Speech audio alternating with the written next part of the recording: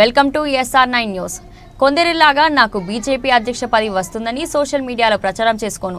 ఈటెల రాజేందర్ మీద పరోక్ష విమర్శలు చేసిన బండి సంజయ్. నేను లైన్లో లేను. నాకు కేంద్ర హోంమంత్రి శాఖ ఇచ్చింది నాకు. కాబట్టి ఏ కార్యకర్తని కూడా కమిట్మెంట్తో పార్టీ కోసం సిద్ధాంతం కోసం పనిచేసే కార్యకర్త పార్టీ నిబంధనలకు అనుగుణంగా పనిచేయాలి. నాకు రాష్ట్ర అధ్యక్షుడు వస్తుందని చెప్పి సోషల్ మీడియాలో ప్రచారం చేసుకోను. నేను ఇప్పుడు వస్తుంది అప్పుడు వస్తుంది ఇప్పుడు చెప్పుకోను. నేను రావాలని కూడా కోరుకుంటాను. నేను ఎందుకంటే కేంద్ర మంత్రిగా హోంశాఖ సహాయ మంత్రిగా అమిత్ షా గారి నేతృత్వంలో సేవ చేసే అవకాశం నాకు వచ్చింది. గతంలో రాష్ట్ర అధ్యక్షుడిగా పనిచేసి ఇలా కార్యకర్తల సత్తా ఏందో మేము నిరూపించినాం. మొన్న ఎమ్మెల్సీ ఎన్నికలు కూడా కార్యకర్తల సత్తా ఏందో నిరూపించినాం. 8 ఎమ్మెల్సీలు 8 ఎంపీలు గెలిచాం, 8 ఎమ్మెల్యేలు గెలిచినాం. భారతీయ జనతా పార్టీ కార్యకర్తల సత్తా ఏందో నిరూపించినాం. కాబట్టి నేను అధ్యక్షుడిగానే ఏందో నిరూపించుకున్నా.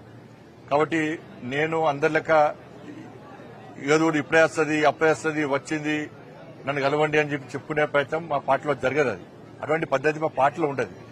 పార్టీ నిర్ణయిస్తుంది. ఇంకొకటి చెప్తున్నా, సోషల్ మీడియాలో ఎవరి పేరు వస్తుందో ఎవరి పేరు పెట్టుకుని తప్పుడు వాళ్ళు ప్రచారం చేసుకుంటారో వాళ్ళు ఎవరి పేర్లు ఉండవు. కేంద్ర నాయకత్వం చాలా సీరియస్గా ఉంటుంది. తప్పుడు ప్రచారాలు చేసుకుంటే వాళ్ళను నాకు వస్తుందని చెప్పుకుంటే తప్పవుతుంది. పార్టీ ఒక క్రమశిక్షణ పార్టీ, సిద్ధాంతం కోసం పనిచేసే పార్టీ. ఈ పార్టీని పదవిలకు ఒక బాధ్యత అనుకుంటాం.